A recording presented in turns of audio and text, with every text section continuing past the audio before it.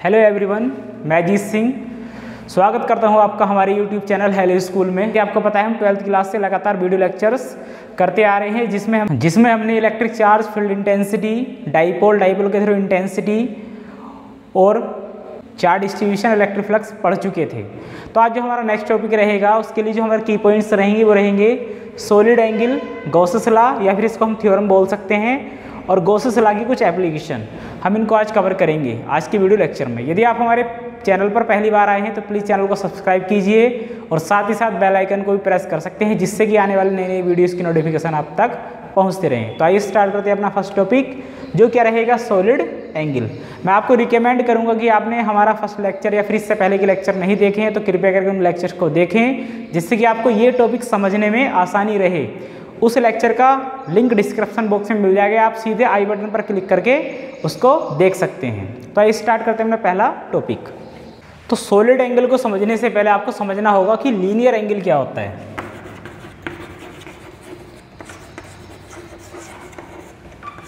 ये आपके पास एक सर्किल है, इस सर्किल की आर्क या फिर इसको हम बोल सकते हैं बाउंड्री। हमने इस बाउंड्री पर दो पॉइंट लिए, ये हो गया एक ए और ये हो गया एक बी। क्लियर? ठीक।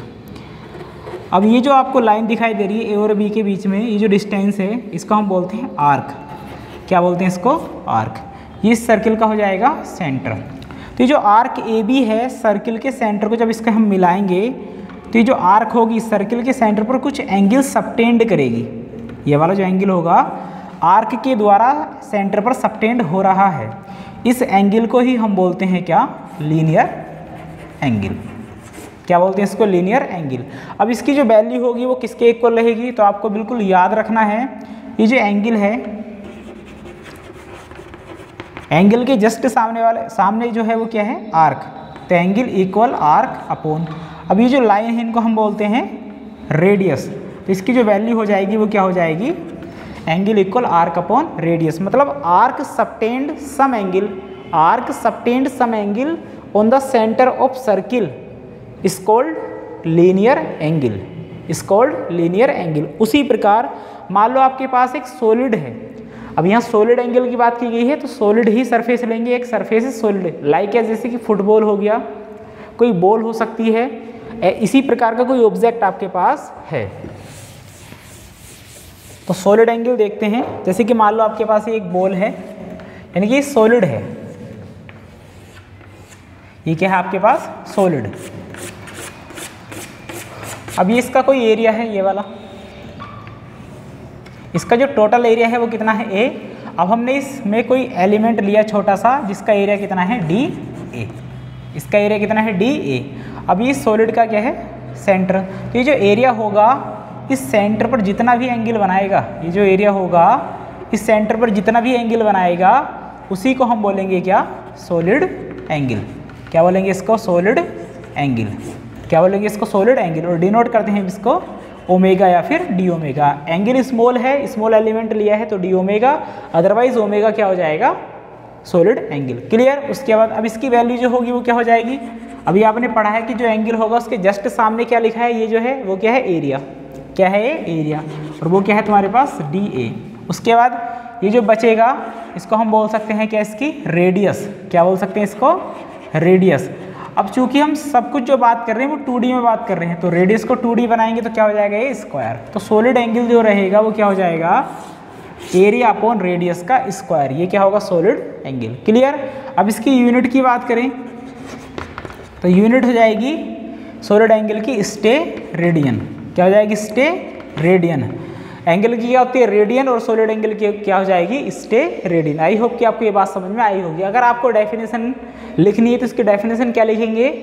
The small element of a solid, the small element of a solid subtend some angle on the centre, on the centre of the solid is known as solid angle, denoted by d omega या फिर omega. Clear? इसके जो formula होगा वो area upon radius का square हो जाएगा। इसकी यूनिट हो जाएगी स्टे रेडियन।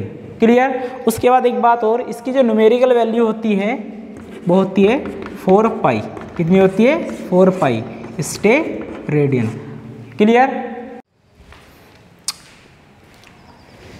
तो करते हैं नेक्स्ट टॉपिक की बात, जो क्या है हमारा गॉसेस लॉ या फिर गॉसेस थ्योरम।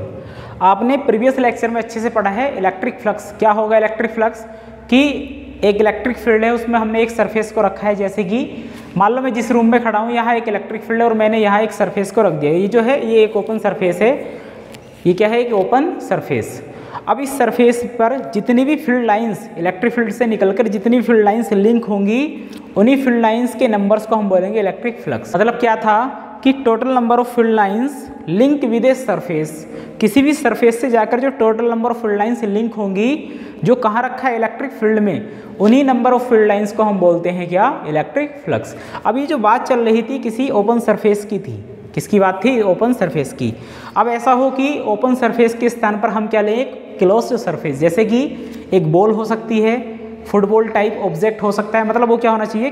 क्लोज होना चाहिए। जैसे कि क्यूब हो गया, क्यूबॉइड हो गया, ऐसे कुछ भी हो, बट क्या हो? वो क्लोज। तो उसके लिए एक साइंटिस्ट थे गोस, उन्होंने एक रूल दिया। उन्होंने क्या बताया कि यदि हम किसी क्लोज्ड सरफेस को इलेक्ट्रिक फील्ड में रखें और उसके अंदर जितना भी नेट चार्ज उसको हम फाइंड कर लें, तो उससे निकलने वाला हम टोटल फ्लक्स इजीली फाइंड कर सकते हैं। जैसे कि यहाँ एक प्रॉपर डेफिनेशन भी लिखी है मैंने। क्या है कि total flux link with closed surface, total flux link with closed surface placed in an electric field is 1/ε0 times to the net charge enclosed by the closed surface। मतलब क्या है कि यहाँ एक इलेक्ट्रिक फील्ड और मैंने यहाँ रख दिया एक क्लोज्ड सरफेस। ऐसे कुछ भी हो सकता है, क्यूब, क्यूबॉइड, सरफेस, कुछ भी हो सकता है। तो इसके अंदर जो नेट चार्ज है वो मैंने मान लिया कितना है? Q है। कितना है वो? Q। ठीक। अब इससे जो टोटल फ्लक्स निकलेगा या इमर्ज होगा वो क्या हो जाएगा? 1/ε0 टाइम्स किसका? Q का। तो मतलब Q/ε0 क्या हो जाएगा? Total flux. यही क्या है? गॉसेस लॉ या गॉसेस थ्योरम। तो गॉसेस लॉ क्या है? एक बार और रिकॉल करते हैं। The total flux emerge from a closed surface held in electric field is equal to the 1/ε0 times to the net charge. यही क्या है? Gauss's law. आपको बस एक बात याद रखनी है। सबसे पहले आपको क्या फाइंड आउट करना है? ये जो क्लोज्ड सरफेस है इसके अंदर कितना टोटल चार्ज है। आप जब ये बात फाइंड कर लोगे तो आप इजीली 1/ε0 से Q की मल्टीप्लाई करके इलेक्ट्रिक फ्लक्स फाइंड आउट कर सकते हैं। जैसे कि मैं एक एग्जांपल बताऊं आपको। अगर आपसे कहा जाए कि एक सरफेस है, टोटल सरफेस या क्लोज्ड सरफेस है, और मैंने इसके अंदर क्या रख दिया? एक डाइपोल। इसके अंदर क्या रख दिया मैंने? एक डाइपोल। यह क्या है? -Q और यहाँ कितना है? +Q। तो मुझे बताना है कि इस क्लोज्ड सरफेस से, तो हमको बताना है कि इस क्लोज्ड सरफेस से जो टोटल फ्लक्स इमर्ज होगा उसकी वैल्यू कितनी होगी। अभी हमने पढ़ा है कि सबसे पहले हमें क्या फाइंड आउट करना है कि टोटल चार्ज कितना है, मतलब Q नेट, और इसको डिवाइड कर देना है ε0 से। ये क्या होगा? Total flux. ठीक।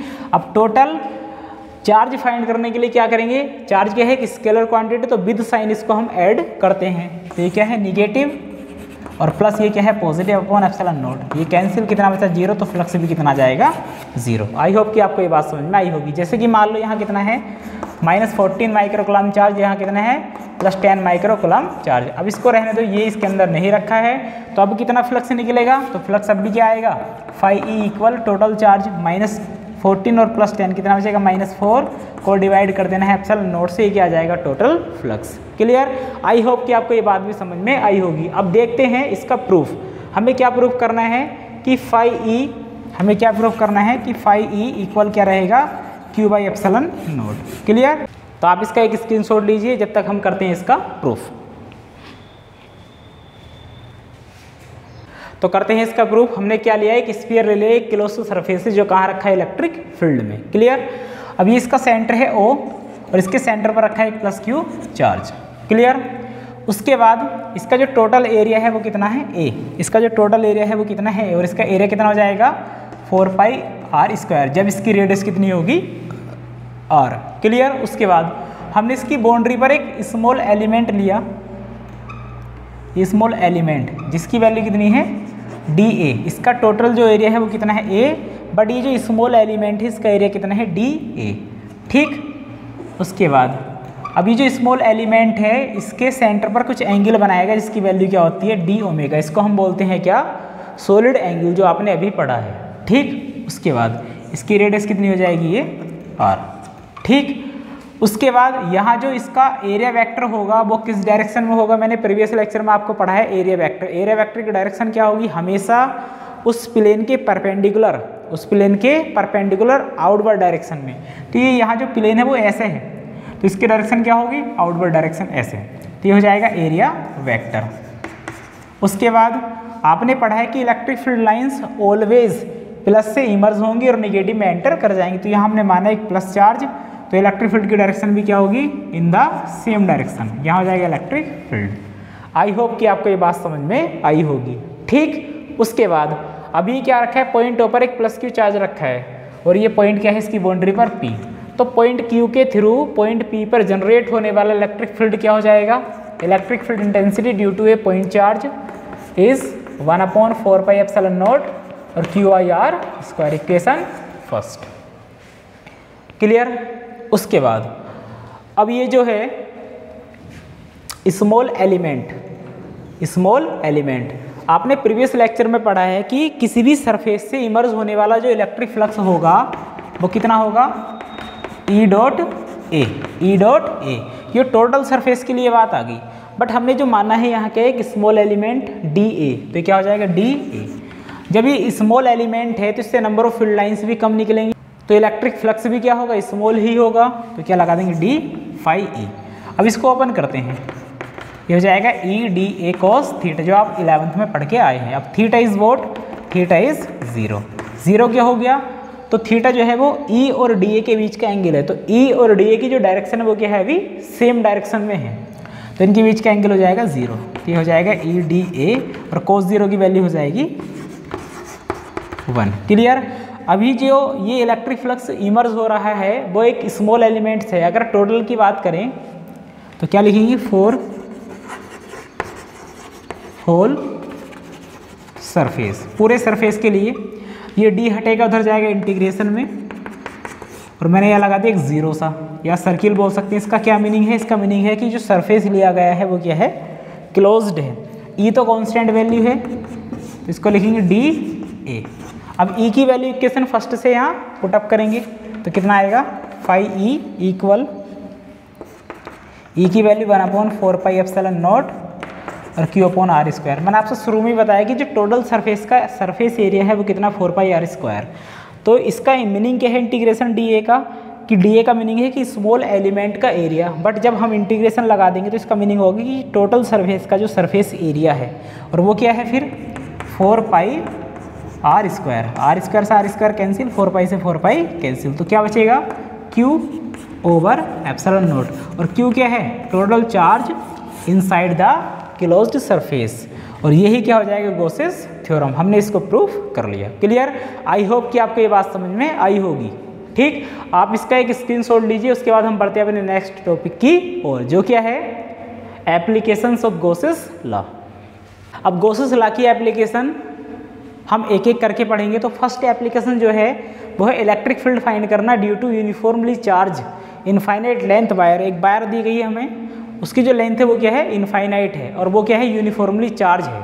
यूनिफॉर्मली चार्ज है, उसके थ्रू जो इंटेंसिटी होगी मैग्नेटिक फील्ड की, उसके थ्रू जो इंटेंसिटी होगी इलेक्ट्रिक फील्ड की, वो हमको फाइंड करना है using Gauss's law, Gauss's law को यूज करके। तो करते हैं। तो सबसे पहले डायग्राम तो आपको ध्यान से ऑब्जर्व करना है, जहाँ जहाँ मैं बात बता रहा हूँ उसको आप नोट करते चलेंगे। सबसे पहले क्या है, हमारे पास एक वायर है, हमारे पास क्या है, एक वायर, और उसका जो साइज है वो क्या है, इनफाइनाइट। एक वायर है, इसका जो साइज है वो क्या है, इनफाइनाइट है।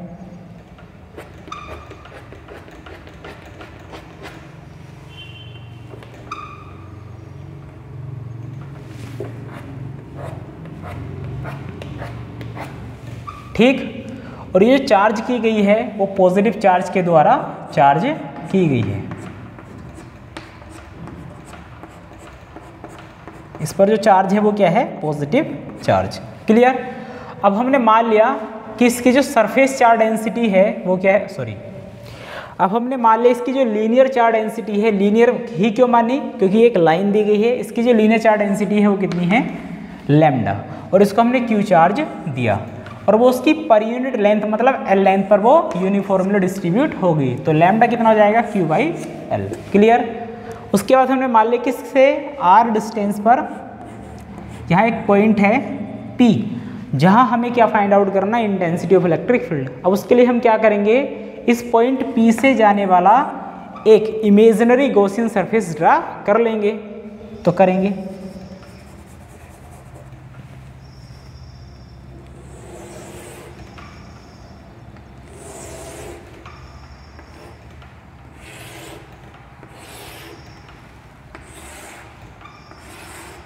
ये हमने एक गॉसियन सरफेस ड्रा कर लिया, और सरफेस जो बन के आया वो कैसा आया, सिलेंड्रिकल, और ये हो गया पॉइंट P। ओके, अब इसकी जो लेंथ मान ली हमने वो कितनी है, L। इसकी जो लेंथ है वो कितनी है, L। क्लियर। उसके अभी जो पॉइंट P है, इसकी बाउंड्री पर हमने मान लिया कि यहाँ एक स्मॉल एलिमेंट है जिसकी वैल्यू कितनी है, dA, जिसकी वैल्यू कितनी है, dA।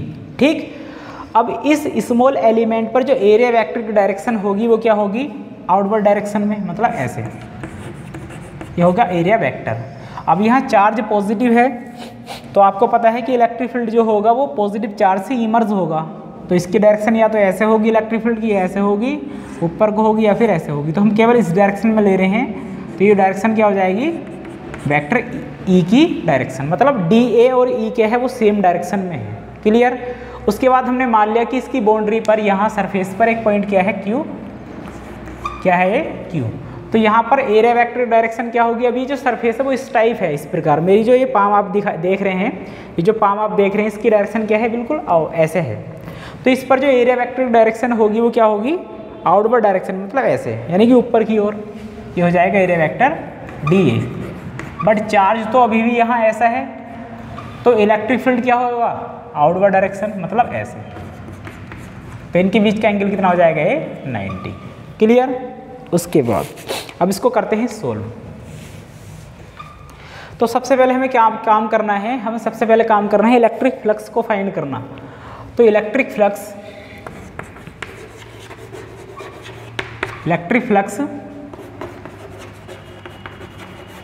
Passing through the point P and Q। P और Q से फ्लक्स कितना इमर्ज होगा, तो P से देखते हैं, तो स्मॉल एलिमेंट लिया है तो स्मॉल ही फ्लक्स होगा, d फाई P पॉइंट से। ये फॉर्मूला क्या होता है, E डॉट डी, आपको पता है। इसको ओपन करेंगे तो ये हो जाएगा EDA cos theta, but theta is 0। Theta क्या है, 0, क्योंकि E और DA क्या है, सेम डायरेक्शन में, तो थीटा कितना हो जाएगा, 0। तो EDA cos 0 की वैल्यू हो जाएगी 1। तो P से जो फ्लक्स आउट होगा या इमर्ज होगा वो कितना हो जाएगा, EDA। क्लियर। उसके बाद P से बात करते हैं, तो P से कितना निकलेगा, ये जाएगा D। उसके बाद हम बात करते हैं Q से, तो Q से कितना निकलेगा, फॉर्मूला यही रहेगा, EDA cos theta, but theta at Q, theta कितना है 90, तो यहाँ 90 रखेंगे। cos 90 की वैल्यू आपको पता है कितना होता है, 0। तो पॉइंट Q से जो फ्लक्स आउट होगा वो कितना हो जाएगा, 0। क्लियर। अब टोटल फ्लक्स निकालो, दोनों को ऐड कर दो, ये हो जाएगा EDA प्लस 0 मीन्स EDA। ये टोटल फ्लक्स आ चुका है, इक्वेशन कह देंगे इसको फर्स्ट। क्लियर। उसके बाद इस एंटायर, ये टोटल फ्लक्स आ चुका है। अभी जो टोटल फ्लक्स है इस स्मॉल एलिमेंट से निकल कर आया है। अब हमें क्या करना है, इस पूरे सरफेस से कितना फ्लक्स निकलेगा, उसके लिए हम क्या करेंगे, इस D को हटाएंगे, उधर जाएगा इंटीग्रेशन में, तो क्या लिखेंगे, फॉर होल सरफेस। D हटेगा, क्या बचेगा, फाई E, क्या बचेगा, फाई E, उधर जाएगा इंटीग्रेशन, ये जाएगा EDA। तो E तो कांस्टेंट, इंटीग्रेशन DA। अब D क्या है, DA क्या है, इस टोटल सरफेस का सरफेस एरिया। आपको सरफेस कैसा दिखाई दे रहा है? सिलेंड्रिकल। और सिलेंड्रिकल सरफेस का जो सरफेस एरिया होगा वो क्या होता है? 2 पाई आर एच। 2 पाई आर एच। तो 2 पाई आर एच क्या है? हाइट। वो कितना है? एल। तो 2 पाई आर एल हो जाएगा 5e। इसको कहेंगे इक्वेशन नंबर फर्स्ट। अब क्या करना है आपको? अब करना है इसकी कंपेयर करनी है गॉसेस लॉ से। अकॉर्डिंग टू गॉसेस लॉ क्या होता है? 5e equal q by epsilon not. Equation second. ठीक, दोनों की कंपेयर करेंगे तो 5e की वैल्यू ये भी है और 5e की वैल्यू ये भी, तो दोनों के क्या रखेंगे? इक्वल।